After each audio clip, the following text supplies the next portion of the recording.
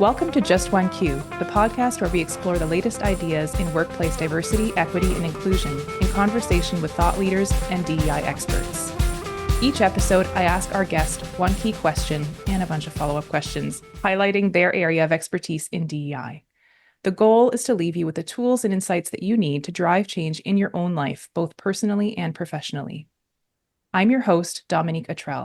I'm a DEI educator and advocate working for Dialectic, an inclusive workplace learning consultancy in lovely Guelph, Ontario, which is situated on the treaty lands and territories of the Mississaugas of the Credit First Nations and the traditional lands of the Chinooktun and the Haudenosaunee peoples.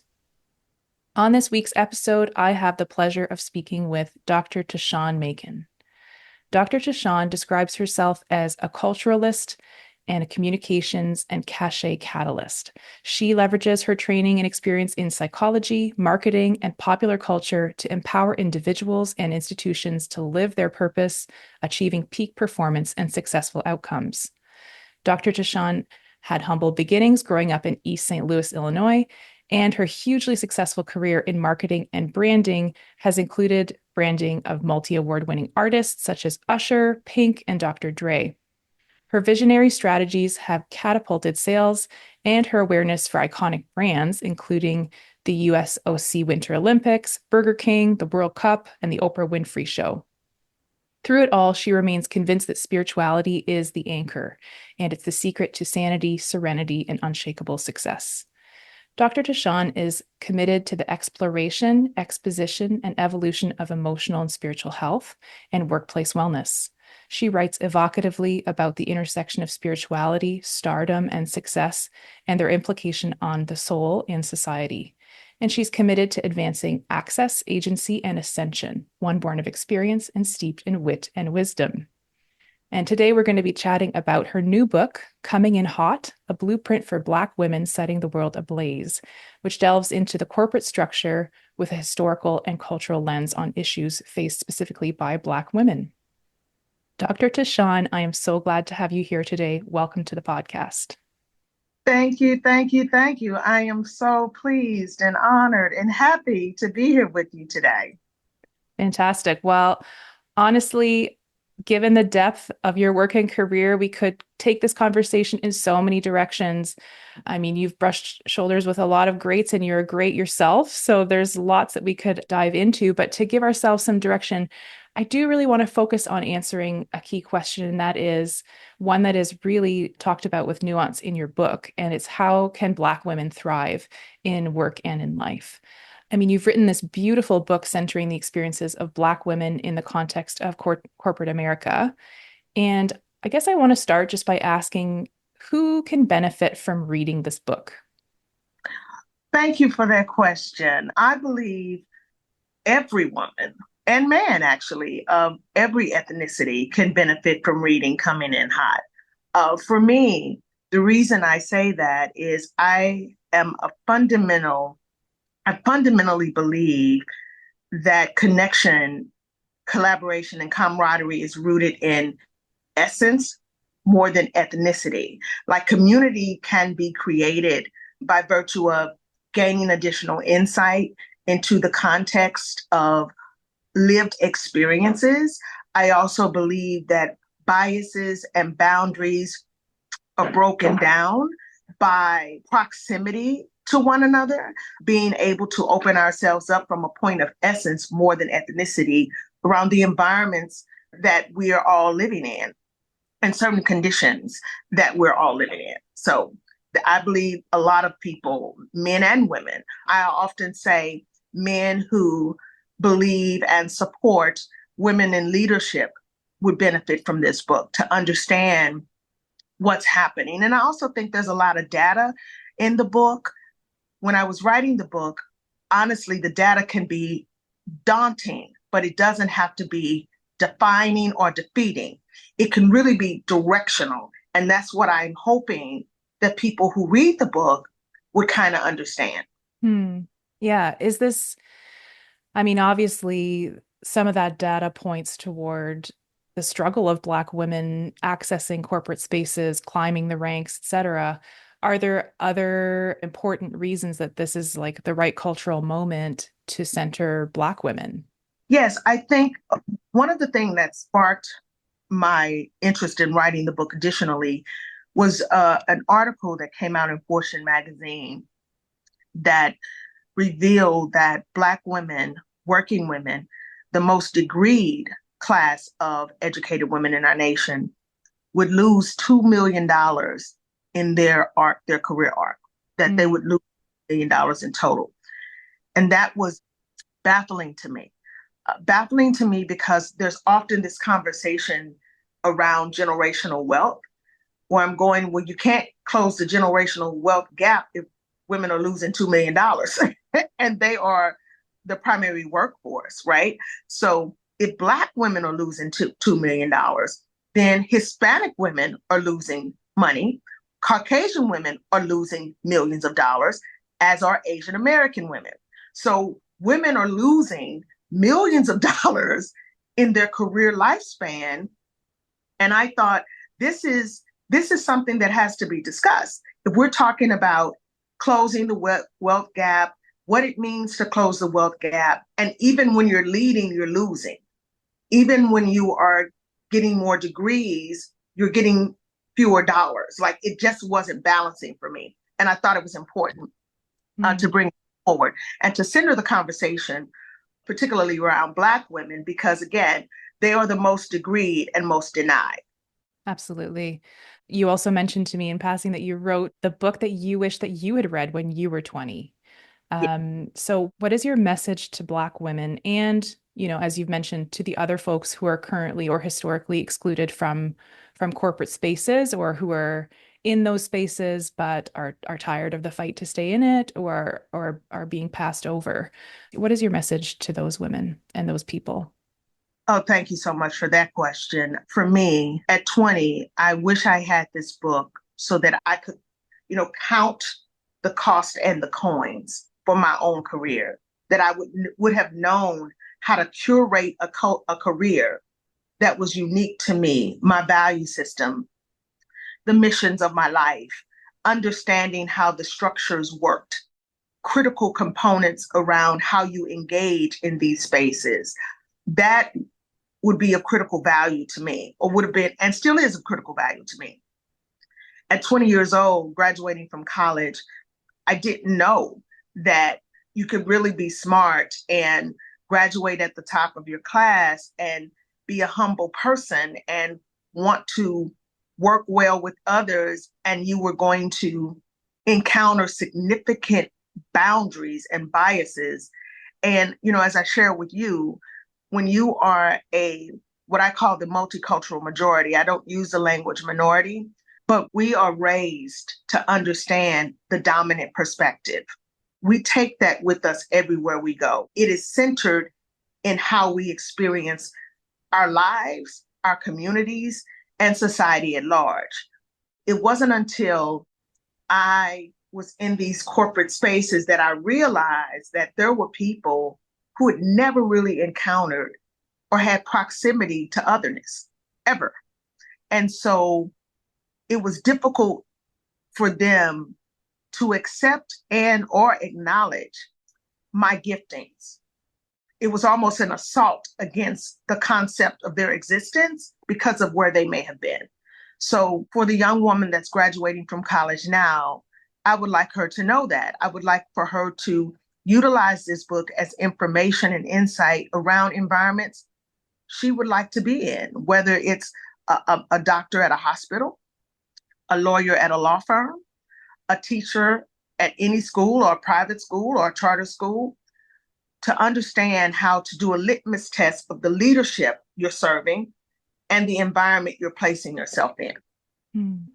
I mean, something that you talk about in the book a lot is sort of preserving a sense of dignity or value or purpose that is apart from what the workplace is going to give you, particularly if you're a person who is having those experiences that you've just described of being passed over, of your success feeling like an affront to somebody else.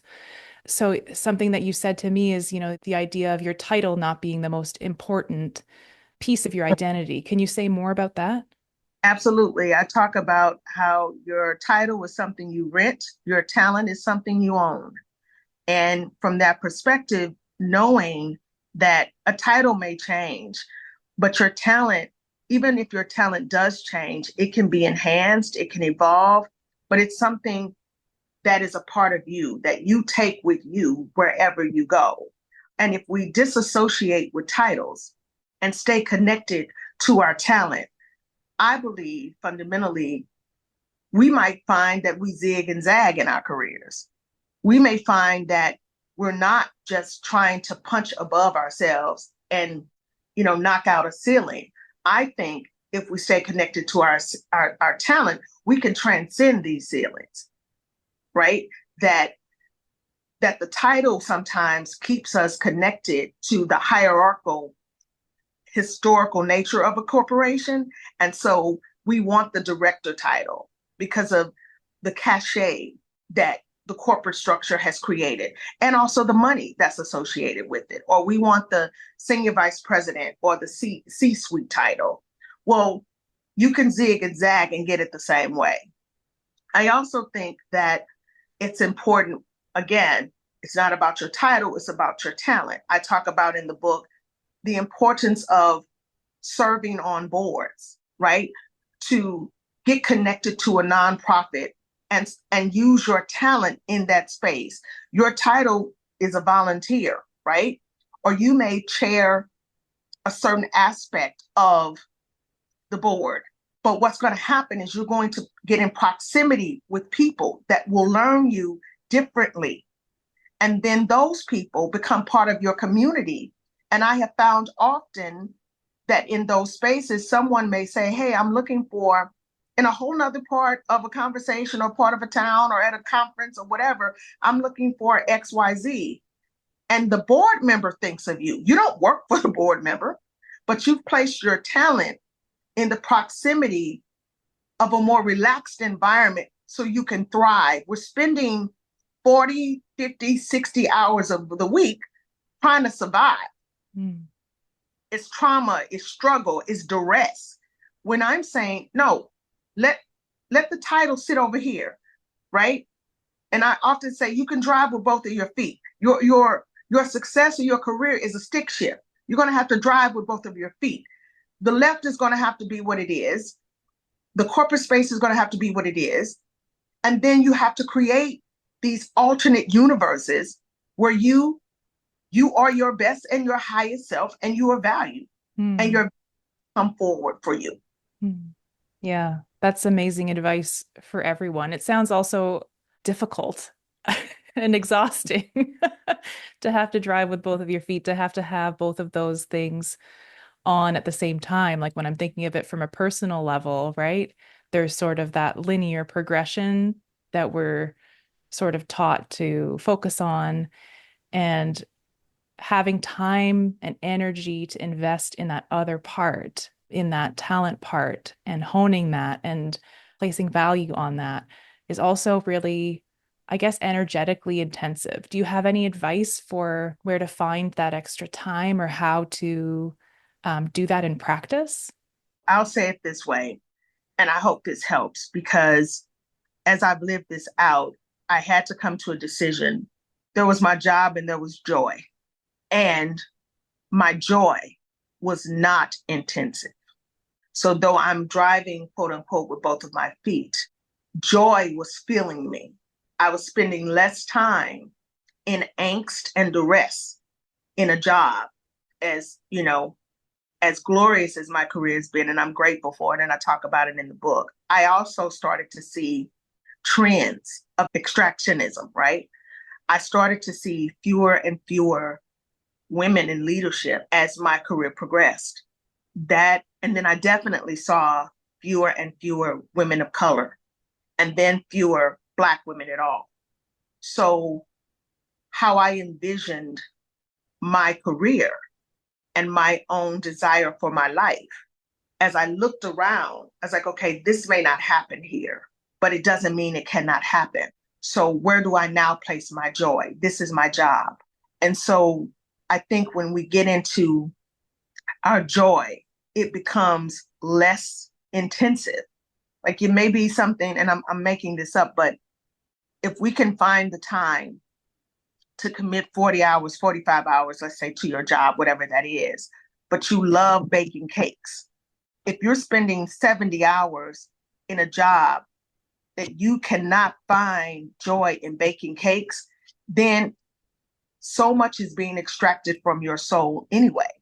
And I think it's important that we suspend the notion, that we collapse the notion that we must find all of our joy in our job. Absolutely. Yeah. And like this is it's such a nuanced conversation because your book has at once this idea, right, that your value is not there, or it shouldn't be completely there, that you need to invest in your joy and your values and really take time to figure out what that is so that you kind of have that fire, right? And then you also at the same time make a lot of space and give tremendous practical advice for women who do want to enter and climb and be in those very difficult to navigate corporate spaces. And you don't exclude that as, something that can bring people joy either. So you do give great advice to people who do want to see themselves thrive in those corporate spaces too. And I really did enjoy that nuance in your book. It's not one or the other necessarily. So what about those women and those people who do want to go straight in and focus on the career and who do derive joy or some sort of satisfaction from that environment? Do you have advice for them specifically? Oh, absolutely. Number one, I celebrate them. I think that there's a way that that environment or that culture calls for them, and they answer that call. I think they navigate it differently because they are called to it. I think there's the entry level, the emerging level, the established level, and the completely evolved level in your career. The entry level and the emerging leaders level, I would say it's important to have a mentor, and a mentor will help you with who and what, right? But as you progress, understanding that you will need a sponsor. And a sponsor is a person who is speaking your name in rooms that you are not in, who can advocate for you and advance your career in conversations you are not in. And to also accept that a mentor and or a sponsor may not be the same ethnicity or gender as you. Yeah. That sometimes women as a whole become disappointed when their greatest champion isn't another woman or another woman of their ethnicity. And this has happened for Asian American women. It's happened for Latino women. It's happened for Black women, and it's happened for Caucasian women. They will have a sense of deep despair and disappointment, or deep disappointment that, this is a woman like me. She looks like me. We probably have the same pedigree. We went to the same school, or I went to an Ivy League, she went to an Ivy League, and we get in this space and she's really not rocking for me. She has no connection or care, right? And so I think understanding at the entry level and as an emerging leader, and even as one that is progressing swiftly, that your mentor and your sponsor may not be your same ethnicity or your same gender. And So just having an open mind about oh, that, or absolutely, an open mind and understanding its essence, not ethnicity, even in the climb. That's really true. So that's what I would say for a woman or a man who's called to these spaces. Number one, I celebrate them. Number two, just hope that they craft it in a way that it looks, that the people you are connected to look more like your values and your mission more than the quest for the money, because the money is going. Yeah, the money's going to come. Mm-hmm. Yeah. I like that. And I think, I'm going to read a couple of excerpts if you don't mind, just Sure. a couple of parts of your book that I'm still carrying with me. The first is the goal is not to think that you would do the work for free. The goal is to do what you love and get fully compensated for it. You deserve to be acknowledged in the form of a paycheck for everything you bring to the company. And in another chapter, this is kind of related, you emphasize as you do your work, know that it is your right to decide the trajectory of your career. Seize success in your own way, in your own time, and on your own terms. So I just feel like those really capture a lot of what we're talking about here, that flexibility and creativity in crafting your own sort of your own career adventure. And then also, yes, make sure you're passionate, but make sure you're also being fully compensated for it. Oh yeah, make sure you're passionate and you are getting the paycheck for um for the work. I think that, listen, we don't get our work, we get what we negotiate. And I do think particularly African American women and women at large would fare well to take a negotiating class. I think when we talk, I wish someone would have said that to me when, I got my first promotion, because we process it as if something's being given versus something we've earned. And when it's something, I don't know anything, let's say, for example, a house that has value or we have a need of, that we don't look at the comps. We look at the comps for houses. We look at the comps. If you live in a major city, you look at what's the range for apartments? What's the rental range? What can this car be worth if it's new or if it's pre-owned or if it's certified? But when it comes to jobs, it's as if we're so grateful that we just take what's given. We don't process it from an economic lens that we've earned it. And because we've earned it, I should be fully equipped with knowledge about what the market will bear from a salary range and be willing to at least negotiate. And again, negotiating may not mean that you get everything you desire, but I think the practice of it gives voice to women to be confident and comfortable as well as courageous in their value. Yeah, absolutely. I love that advice. It's something that I take to heart. And, like I am a recently divorced person, and it becomes so much more important all of a sudden to negotiate because people don't always view, you as a woman also as the head of a household. And there are a lot of assumptions that are made there about how much money you should or need to earn. Mm-hmm. And so I've had a kind of a crash course in self-taught, I gotta say, but that's something that's become important in my life too. And I can really see the value of shifting that mindset and also learning some skills. Even something as simple as like watching YouTube videos or reading articles about this just to help train your mindset into knowing what your value is and doing that, like you said, that comparables, shopping around, seeing what you're worth. And I had two mentors. One was a Caucasian woman, and one was an African American man. Well, it was three, and one was a Caucasian man that identified as gay. And ironically, they gave me the same advice in different ways, and I'm going to synthesize it for you. When I was struck out in business on my own, the advice was negotiate your time, not your rate. And an example of that, let's say, for example, your baseline retainer would be, I'm going to use round numbers, $1,000 a month. But a client comes to you and says, well, I got $6,000, right? But I want you to work for 12 months at $500. Your negotiation would welcome the opportunity to work with you. I can do this work for $6,000 in 6 months. So you negotiate your time, not your rate. So you still $1,000 and you free up 50% of your time to get additional clients instead of the $500, because what's going to happen, you're going to show up 100%. So you can't show up 100% for half the money. You can show up 100% for your fair market value and then do the work in a compressed time frame. And that has served me well for over 15 years. Yeah, that's great advice. I like how practical that is. Thanks for that tidbit. It's something else I'll put in my pocket.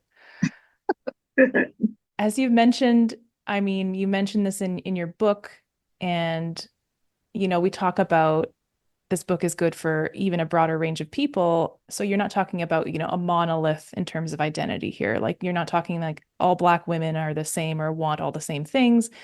Black women are not a monolith. And this advice applies even beyond that identity.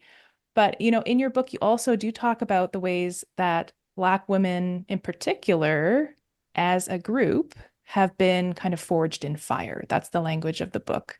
You use this analogy of stained glass, which I really love. But I want to ask you, what does it look like when Black women do bring their full value and experience into the workplace? And I'm talking specifically about Black women here. I would say what happens is difference as a weapon loses its complete power. The social benefit and the cultural narrative and the change within organizations that are Black women led, there are trends, there's data that speaks to how well the whole of the department or how well the whole of the organization begins to thrive. Like our current climate right now, like this conversation we're having couldn't be more perfect. Like, and again, not being partisan at all, but I'm speaking of a woman who is being lifted up right now for consideration as our president of the United States. And this woman happens to be African American and Asian American. And the way we have seen difference attack the weaponization of otherness is profound. It is literally a social experiment. I'm watching it. You have people, you have win with Black women, win with Black men, white dudes for Kamala, white women for Kamala. You have African American and the AAPI community locking arms, legs, joints. I mean, it's been beautiful to behold. And for me, my highest hope is that we pay attention to it, that the divisiveness never wins when difference is placed at the top, not the top of the ticket, at the top, at the top of the C-suite, at the head of the table. We're watching it. Mm-hmm. Divide is completely and utterly defeated when difference is placed at the top.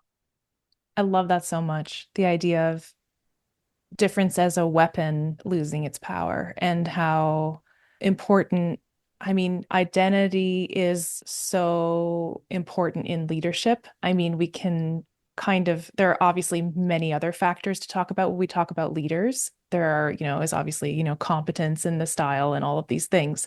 But I do 100% agree with you that identity matters in terms of placing the right person at the top can definitely change the flavor of everything that happens within an organization.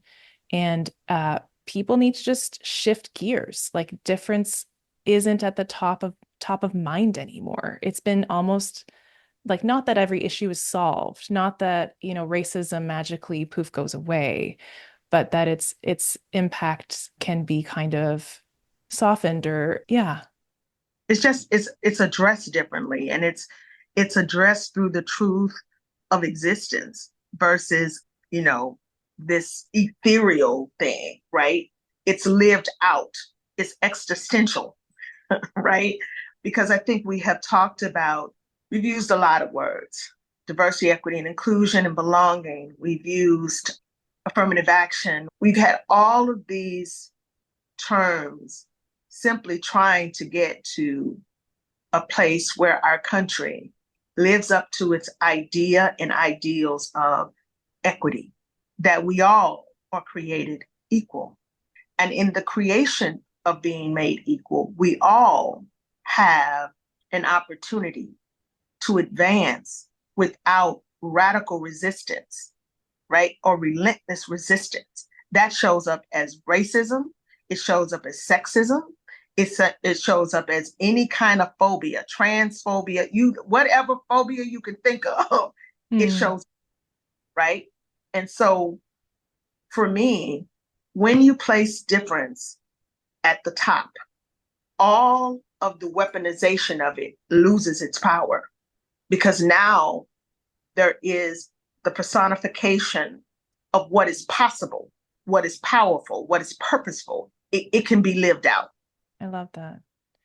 I mentioned before that you give in your book so much practical advice for people who are navigating these complex spaces. And something that you touch on is responding to microaggressions. And in particular, you name, the stereotype of the angry Black woman, which Mhm. personally, I just find this stereotype to be profoundly abusive and gaslighting. Like it has always bothered me. I mean, they're all terrible, but that one in particular feels abusive because it's really trying to silence Black women's legitimate anger about their experiences of racism that is ongoing and colonization in the past and that is ongoing. So when that stereotype is at play, a person's anger or emotion suddenly becomes somebody else's power against them. And I find that to be so damaging. In your book, you have an interesting perspective on anger. And so I want to ask you, does it have any uses to you? Does it have any value to you? And if not, what do you do with that anger? Where do you put it? Yeah, I think two things. I think Black women traditionally get to anger because their ambition is denied. Ambition isn't anger. And I think as they show up in their ambition, they, Black women are the most, again, we have the most PhDs, we have the most MBAs. And so you're making this investment in yourself in an educational system because we're sent out into the world that education is the great equalizer. It's not an equalizer. Education is a great entry point, right? But that narrative wasn't really spoken often in a lot of homes. It was, this is the equalizer. So the disappointment occurs when you have done the thing educationally and you've gotten into the halls of power of corporate spaces and your ambitions, right? And then as you are asking specific questions around, can you give me any feedback around what I can improve or what would be the next step to advance in my career? And there's a deadpan face and no one has anything to say, but they keep you at a certain level, then of course frustration occurs. So before you even get to anger, there's frustration. But the dominant perspective jumps to anger because literally a woman of color, a Black woman is using her voice. She's asking specific questions. So it is abusive and it is gaslighting. And for me, what I chose to do was like, okay, there's a book called The Dance with Anger, and that anger is informative. And to do the work of unpacking anger. And as I read that book, in my work in psychology, I read the book, and I was always just an avid reader of human behavior and things like that. And so the dance of anger really talked about unpacking why you're connected to a codependent experience. Some may call it a relationship. You can let's say for the sake of this conversation, staying in a space where you're having a codependent relationship with an environment that is intentionally committed to resisting you. So the question becomes, do you love yourself more than you love this environment? And from there, I moved to, okay, you don't fight fire with wind, you fight it with water.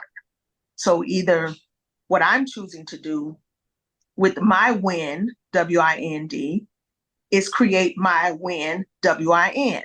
So I'm a fan my own flames and I'm going to water their fire. I'm gonna put water, I'm gonna douse that. And I'm going to use the anger to deconstruct a codependent relationship with an environment that is intentional on resisting me, because all environments won't. And sometimes it's just opening ourselves up saying, okay, the promotion may not come from here. Just let me, I remember once I just started applying for jobs. That was my practice, my practical way of not letting anger sit in my body. I said, okay, I'm going to apply for 10 jobs every week at a minimum. Some days the anger may have been more difficult to manage.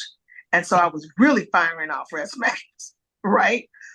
But I learned as I practiced caring for myself, doing something for myself, deconstructing that codependent relationship with an environment, it completely changed the way opportunity showed up for me.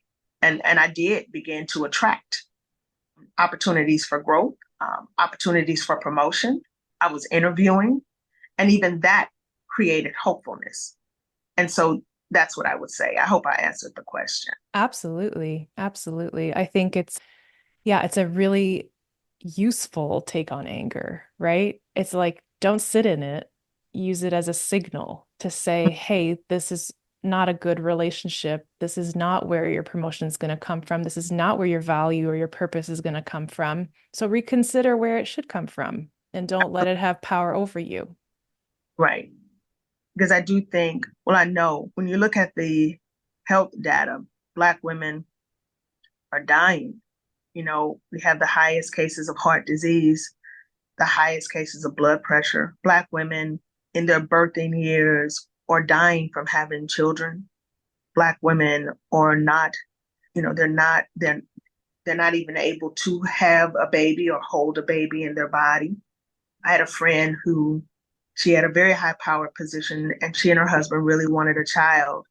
And it wasn't until she left the job that she was able to carry her child to full term. And he's 20 years, he's 22 now.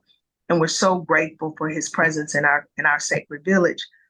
And I think about if she hadn't made that decision to disconnect from that environment, her life wouldn't be full, because what she had in her hand wasn't the fullness of her life. The job was in one of her hands, but the fullness of her life is her and her husband, they wanted a baby and they wanted to expand their family. And she has not gone hungry. She has been promoted and got another job, the same kind of level, and skyrocketed from there. But her life was made full. And so we have to think in terms of our bodies and our health in these spaces and the cost to our health in these spaces. That's amazing. I have a couple of last questions, but one is this bonus question that I ask on almost every episode. And it's, is there anybody's work that you'd like to amplify as connected to the things that you're speaking about today? Yes, the book I would like to really promote is a book called The Body Keeps the Score. Brain, Mind, and Body in the Healing of Trauma by Dr. Kolk, Kolk, because the body does keep the score. And I don't know, I was just really awakened, and I'm so grateful, for being awakened to the works of like Wayne Dyer and Louise Hay. And as I was awakened to that work and I kept delving into my calling, why I am here, not just my career, right? And I do believe a day comes when your calling comes calling, and it may call you from your career. And some people, their career is their calling, and for others, it's not. And what I noticed as I began to read these books, like the level of cancer that's showing up in women's bodies. We have cancer rates in this country that are unprecedented. And it's not just stress, it's duress. Like working in conditions of extreme duress, your body keeps the score and your body will break down. You're worth a life fully lived. You're worth a leadership opportunity that does not destroy your life. It shouldn't need to be said, but there it is, right? Like it really just does. It really just does need to be said. Thank you for those recommendations. I completely agree. I've done a little bit of my own reading on that subject, the connection between inflammatory disease Mhm. and colonization.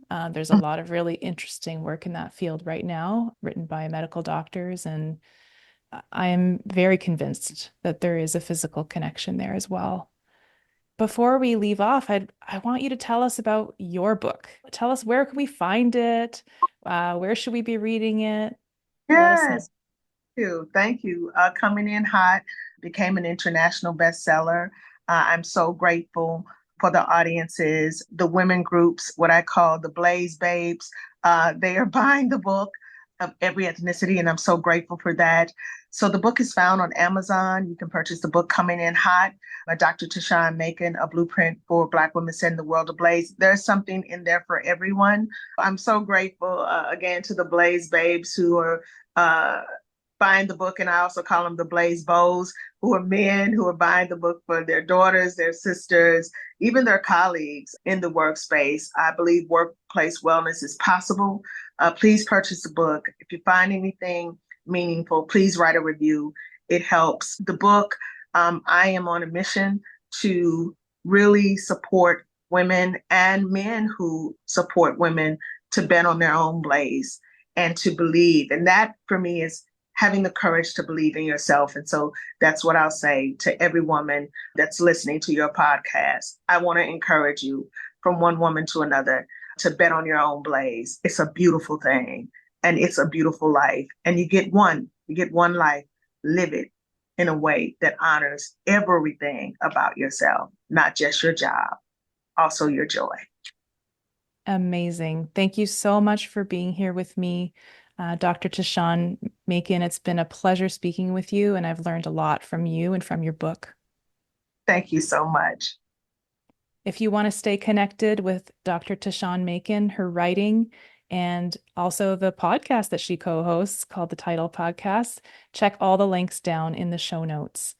As always, I welcome any of our listeners to reach out to me if you'd like to be a featured guest on this podcast, or if you'd like to sneakily nominate someone. My email address is in the show notes too.